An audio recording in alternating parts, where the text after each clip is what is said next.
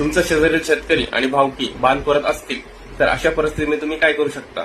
तर अशा परिस्थितीमध्ये तुम्ही दिवाणी न्यायालयामध्ये दिवाणी प्रक्रिया संहिता आदेश 7.1 व कलम 26 नुसार दावा दाखल करू शकता.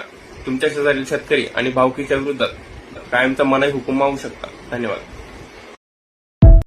जर एखाद्या व्यक्तीने तुमच्या विरुद्ध खोटी एफआयआर दाखल केली असेल आणि तुम्हाला त्या एफआयआर मुळे बऱ्याचशा अडचणींना सामोरे जावं लागत असेल आणि तुमच्याकडे स्ट्रॉंग प्रूफ आहे की तुम्ही तो गुन्हा केलाच नाही, तुम्ही निर्दोष आहात, तर तुम्ही भारतीय न्याय संहितेचे कलम 217 नुसार त्या व्यक्तीविरुद्ध गुन्हा दाखल करू शकता आणि त्यामुळे त्या व्यक्तीला 1 वर्षापर्यंत शिक्षा होऊ शकते.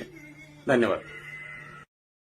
पहिली पत्नी जिवंत असताना किंवा तिला घटस्फोट न देता जर एखादी व्यक्ती दुसरं लग्न करत असेल तर ती पहिली पत्नी त्या व्यक्तीच्या विरोधात BNS सेक्शन 82 अंतर्गत गुन्हा दाखल करू शकते. त्या गुन्ह्याअंतर्गत त्या व्यक्तीला 7 वर्षापर्यंत शिक्षा आणि दंडही होऊ शकतो. तुम्हाला माहित आहे का, जर लोनचे EMI तुम्हाला वेळेवर भरता आले नाही तर बँक तुमच्यावर थेट कारवाई करू शकत नाही. बँकेला आधी तुम्हाला नोटीस देणे बंधनकारक असते. धन्यवाद. जर तुमची पत्नी नांदायलाही येत नसेल आणि तुम्हाला घटस्फोटही देत नसेल तर अशा परिस्थितीमध्ये काय करावे? तर अशा परिस्थितीमध्ये तुम्हाला तुमच्या पत्नीच्या विरोधात न्यायालयामध्ये हिंदू मॅरेज ऍक्टचे कलम 9 अंतर्गत पत्नी नांदायला यावी म्हणून अर्ज दाखल करावा लागेल.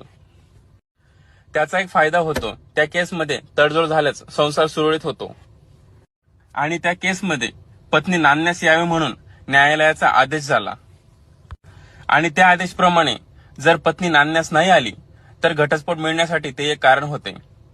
धन्यवाद. IPC सेक्शन 309 म्हणजे काय? तुम्हाला माहित आहे का?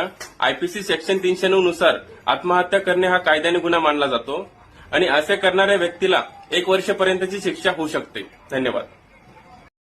जर तुम्ही एखाद्या व्यक्तीच्या नावाने सोशल मीडियावरती फेक अकाउंट ओपन केले असेल आणि त्या व्यक्तीचा फोटो लावून तुम्ही ते अकाउंट वापरत असाल तर असं करणं हा सायबर क्राईम मानला जातो. तुम्ही जर असे करत असाल तर ताबडतोब थांबवा, कारण असे कृत्य करणाऱ्या व्यक्तीला 3 वर्षापर्यंतची शिक्षा आणि 1 लाखापर्यंत दंडही होऊ शकतो.